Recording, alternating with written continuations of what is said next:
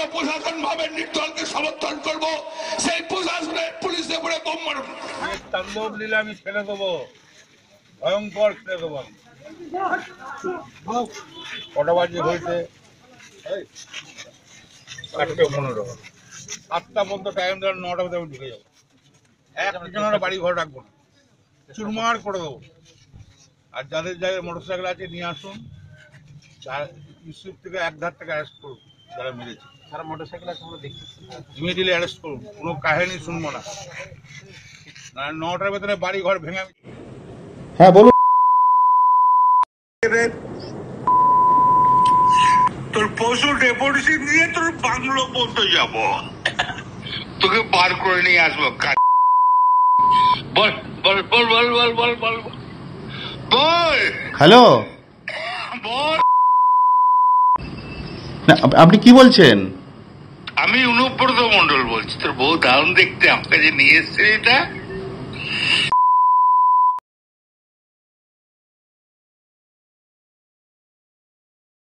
আপনারা দেখছেন আদর্শ তিতুমির পত্রিকার, সঙ্গে রয়েছি আমি ধৃতরাষ্ট্র। আজকে আপনাদেরকে দেখাবো এবং শোনাবো, বেশ কয়েক বছর আগে আপনারা দেখেছিলেন যে তৃণমূলের একটি রাজনৈতিক কর্মী সভায় বীরভূমের তৃণমূলের সভাপতি অনুব্রত মণ্ডল ওরফে কেষ্টদা প্রকাশ্য সভায় দাঁড়িয়ে বলেছিলেন পুলিশকে বোমা মারো। আমি বলছি পুলিশকে বোমা মেরে উড়িয়ে দাও, বাড়িঘর ভাঙচুর করো, যা হবে আমি বুঝে নেব বলেছিলেন। এটা সবাই জানেন। তারপর সে ঘটনা ধামাচাপা পড়ে গেছে। কিন্তু সেই ঘটনার পরে কিন্তু আমাদের রাজ্যের মুখ্যমন্ত্রী বীরভূমে একটি সভায় গিয়ে বলেছিলেন যে অনুব্রত ভালো ছেলে, ওর মাথায় একটু অক্সিজেন কম যায়, তাই মাঝে মাঝে একটু ভুলভাল করে ফেলে। দেখুন, মুখ্যমন্ত্রী সেদিন যদি অনুব্রত মণ্ডলকে শায়েস্তা করতেন, অনুব্রত মণ্ডলের বিরুদ্ধে আজকের যে ব্যবস্থা নিয়েছেন সেই ব্যবস্থা নিতেন, প্রয়োজন বোধে পুলিশকে এই কথা বলার জন্য যদি তাকে জেলে পাঠানো হতো, তাহলে কিন্তু আজকের যে ঘটনাটা ঘটেছে, যে ঘটনাটা সারা রাজ্যে ছিচিক্কার পড়ে গেছে, সারা রাজ্যের মানুষ একেবারে ছিচি করছে। কি ছিচি করছে? আজকের যে অডিও ক্লিপিংসটা যেটা ভাইরাল হয়েছে, সেই অডিও ক্লিপিংসে সরাসরি শোনা যাচ্ছে, যদি মুখ্যমন্ত্রী সেদিন ব্যবস্থা নিত তাহলে কিন্তু এটা শোনা যেত না। বোলপুর থানার আইসি লিটন হালদার তাকে প্রকাশ্যে, মানে ফোন করে আর কি, প্রকাশ্যে বলতে ফোন করে, এবং তার গলার কণ্ঠস্বরটা আপনারা শুনুন। খুব ভুল না করলে গলার কণ্ঠস্বর যে তার, সেটা তো প্রমাণ হয়ে গেছে, কেন রাজ্য তৃণমূল ব্যবস্থা নিয়েছে, পুলিশ তার বিরুদ্ধে এফআইআর করেছে, এগুলো হয়েছে। কিন্তু যে ভাষা প্রয়োগ করেছে, যে ভঙ্গিমায়, তাতে এইসব লোককে, নেতা তো দূরের কথা, একে আরও কিছুদিন, মানে আরও জেলে রাখা দরকার। তিহার জেল থেকে তিনি খেটে আসলেন, আমরা জানি জেলের এখন নাম হয়েছে সংশোধনাগার। জেল থেকে জেল খেটে আসার পরেও তার কোনো পরিবর্তন নেই। তিনি সরাসরি একটা আইসিকে বলছেন তার মা মাটি তুলে, কি কথা বলেছেন আপনারা ইতিমধ্যে অবগত হয়েছেন। আমার মনে হয় এই কথা বলার জন্য শুধু এফআইআর নয়, তাকে গ্রেপ্তার করে জেলে পড়া উচিত। কারণ এই অনুব্রত মণ্ডলের জায়গায় যদি কোনো সাধারণ লোক যদি, তো আইসিকে বলেছেন, কোনো একটা কনস্টেবলকেও যদি এর একাংশ বলতেন বা নাও বলেন, যদি একটু চোখে দেখা দেখি করতেন, তাহলেও কিন্তু সেই লোককে জেলে যেতে হতো। এখানে অনুব্রত মণ্ডলকে কিন্তু জেলে যেতে হলো না। কি বলছেন তিনি, যা বলছেন এই রাজ্যের পক্ষে কিন্তু খুব অমঙ্গলজনক। রাজ্যের নেতারা যদি এই ভাষায় কথা বলেন, একটা পুলিশের মা মাসি তুলে, স্ত্রীকে তুলে, স্ত্রীর নেকেড ছবি তুলে যদি এই ধরনের নোংরা কটূক্তি, নোংরা মন্তব্য করেন একজন রাজনৈতিক নেতা, শাসক দলের, যাকে বাঘের বাচ্চা বলা হয়েছিল, সেই বাঘের বাচ্চা যদি এই ধরনের মন্তব্য করেন, তাহলে মানে রাজ্যের যে শাসক দল রয়েছে, সেই শাসক দলের ভাবমূর্তিটা কোথায় যায়? তৃণমূলে যে সবাই অনুব্রত মণ্ডল বা পার্থ চট্টোপাধ্যায় বা আরও চোরের নায়ক যারা রয়েছে সবাই খারাপ, এরকম নয়, দুই একজন তো ভালো আছেন। সেই লোকগুলো কি করে মুখ দেখায়? আচ্ছা শুনুন আগে সেই কি খিস্তি খেউর করছেন। This channel does not promote any violent, harmful or illegal activities. All content provided by this channel is meant for an educational purpose only. Hello, হ্যাঁ বলুন। তোর পশু ডেপুটেশন নিয়ে তোর বাংলো পর্যন্ত যাব, তোকে বার করে নিয়ে আসবো। বল বল বল বল বল বল বল বল হ্যালো, বল। না আপনি কি বলছেন? আমি অনুব্রত মন্ডল বলছি। তোর বউ দারুণ দেখতে, আমাকে যে নিয়ে এসছে এটা। বল বল বল বল বল, তুই ফোনে রেকর্ড করছিস, আমি সব জানি।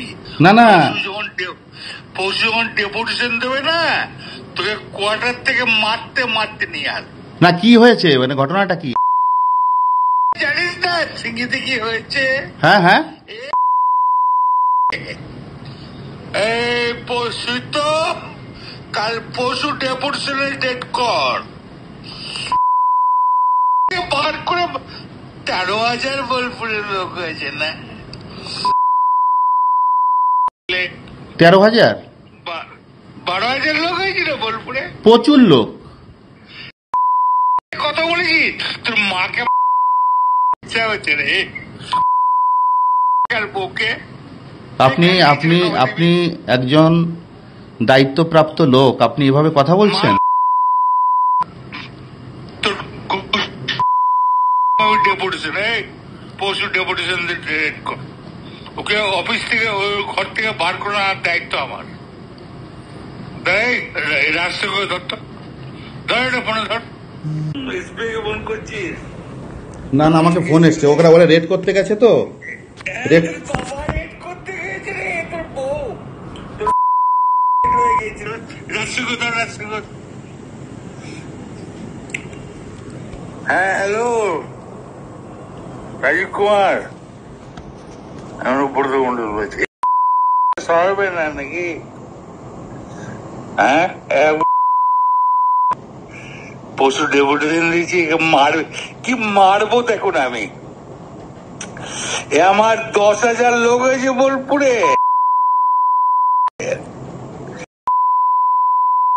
10,000 12,000 লোক হয়েছে। এক কাজলের গু খায়, তাই রে?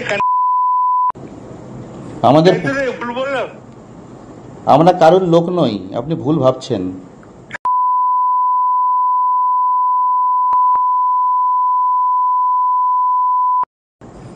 তোর পশু ডেপুটেশনের রেট কর, আমি যাবো থানাতে। ওর চুলের মুঠি ধরে আমি বার করে নিয়ে আসবো ওখান থেকে।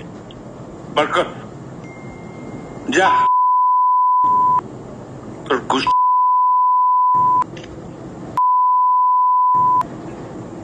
আপনি এভাবে কেন বলছেন? হ্যাঁ, সেদিন যদি মুখ্যমন্ত্রী এই ব্যবস্থাটা নিতেন তাহলে কিন্তু আজকে এই বিড়ম্বনায় পড়তে হতো না। হয়তো অনুব্রত মণ্ডলকেও বালি চুরি, তারপর কয়লা চুরি, তারপরে বিভিন্ন গরু পাচারের কেসেও জেলে যেতে হতো না। কিন্তু কেন সেদিন ব্যবস্থা নেওয়া হলো না? আপনারা কি বলেন, কেন সেদিন ব্যবস্থা নেওয়া হয়নি? আজকের যেমন অনুব্রত মণ্ডল এই বোলপুর আইসি লিটন হালদারকে ফোনে তার মা, মাসি, স্ত্রী তুলে যেভাবে খিস্তি খেউর দিয়েছেন, এটা পরিষ্কার বোঝা গেছে যে রাজনৈতিক দলের ষড়যন্ত্রের শিকার হয়েছেন এই পুলিশ অফিসার। কেন অনুব্রত মণ্ডল কেষ্ট ওরফে কেষ্ট এবং তার সঙ্গে কাজল শেখের যে দ্বন্দ্ব চলছে, সেই দ্বন্দ্বের কথা কিন্তু উঠে এসছে, সেই দ্বন্দ্বেরই কিন্তু শিকার হয়েছেন এই পুলিশ অফিসার। আমরা আজকাল দেখতে পাই যে পুলিশ অফিসাররা কেন রাজনৈতিক নেতাদের কথায় এত তল্পিবাহকতা করে, কেন পুলিশ রাজনৈতিক নেতার কথায় বিভিন্ন মানুষকে মিথ্যা কেস দেয়, কেন রাজনৈতিক নেতার কথায় ওঠবস করে। এখন আমরা বুঝতে পারছি আজকের এই ঘটনাটা সামনে আসার পরে। এই অনুব্রত মণ্ডল যেভাবে একটা থানার বাচ্চা আইসিকে যেভাবে শাসন করছেন এই লিটন হালদারকে, তা কিন্তু একেবারে মানে সংবিধান বিরোধী তো বটেই, এবং মানে রাজ্যের পুলিশ প্রশাসনের মনোবল ভেঙে দেওয়ার ক্ষেত্রে যথেষ্ট যথেষ্ট। আমরা আরেকটা জায়গায় এখানে বলতে চাই, লিটন হালদার যেভাবে তাকে খিস্তি খেউর করা হয়েছে, সে পুলিশ হিসাবে কিন্তু তা কোনো প্রতিরোধ করার চেষ্টা করেননি, শুধু তার নামটা জিজ্ঞাসা করে প্রমাণটা জোগাড় প্রমাণটা নেওয়ার চেষ্টা করেছেন। তার উচিত ছিল এ কথাটা বলার, সেই কথাটা বলেছেন যে আপনি এত বড় নেতা এরকম কথা বল, কিন্তু এটা বলা উচিত ছিল যে আপনি কেন আমার স্ত্রী এবং মা তুলে কেন এই ধরনের কটু কথা বলছেন। যাই হোক, এখানকার যিনি পুলিশ সুপার রয়েছেন, পুলিশ সুপার, তিনি বলেছেন যে তাদের পুলিশ অফিসার থানায় এফআইআর করেছেন, এটা একটা ভালো লক্ষণ। এফআইআর করার পরে যখন এই ভিডিওটা বাজারে চাউর হয়ে যায়, ভিডিওটা নজরে আসে তৃণমূল থেকে তাকে শোকজ করা হয় এবং তাকে 4 ঘন্টা সময় দেওয়া হয়েছিল এই বিষয়টা নিয়ে নিঃশর্ত ক্ষমা চাওয়ার। যে অনুব্রত মণ্ডল আগের দিন একেবারে ডন মানসিকতা নিয়ে একটা পুলিশ অফিসারকে তুচ্ছ তাচ্ছিল্য করে বললেন যে নিয়ে এসে একদম পিটিয়ে মাথা ফাটিয়ে দেবো, চামড়া গুটিয়ে দেবো, এইসব বললেন, সেই অনুব্রত মণ্ডল কিন্তু যখনই তার সিকিউরিটি গার্ড সরিয়ে নিলেন কিছুটা, অনুব্রত মণ্ডল বুঝতে পারলেন যে এবার তাকে ঝুঁকতে হবে। যে অনুব্রত মণ্ডল আগের দিন রাতে বাঘের বাচ্চা ছিলেন, সেই অনুব্রত মণ্ডল আজকে 38 মিনিটের মধ্যেই বিড়াল না ইঁদুর হয়ে গেলেন। 38 মিনিটের মধ্যেই তিনি ক্ষমা চাইলেন। ক্ষমা চাইলে কি হবে? এর আগের বারও তো তিনি ক্ষমা চেয়েছিলেন। শুধু ক্ষমাতে এতে কাজ হবে না, অনুব্রত মণ্ডলকে জেলে পুরতে হবে। জেলে পুরে এটা সর্বস্তরের যারা নেতা রয়েছেন, যারা এই ধরনের আচরণ করেন, পুলিশের সবসময় রাজধর্ম পালন করা উচিত। শাসক দলের যারা নেতা হয় তাদের সঙ্গে ঘনিষ্ঠতা থাকে, তাদের কথা শুনতে হয় প্রশাসন চালাতে গেলে, এগুলো ঠিক আছে, কিন্তু পুলিশ এগুলো আগামী দিনে ভাববেন যে কোথায় নামিয়ে এনেছে। এই যে এখানে ঘোলাতে ছিলেন বিশ্ববন্ধু চট্টরাজ, যেভাবে এক নেতার সাথে সখ্যতা গড়ে এখানে কোটি কোটি টাকার সম্পত্তি গড়ে তারপর যেভাবে বিভিন্ন মানুষের নামে মিথ্যা কেস দিয়ে নাদনঘাট থানায় চলে গেছেন, এই একই ঘটনা কিন্তু সর্বত্র চলছে, সর্বত্র। আজকের দেখুন সেই বর্বরচিত টেলিফোনে আইসিকে হুমকি।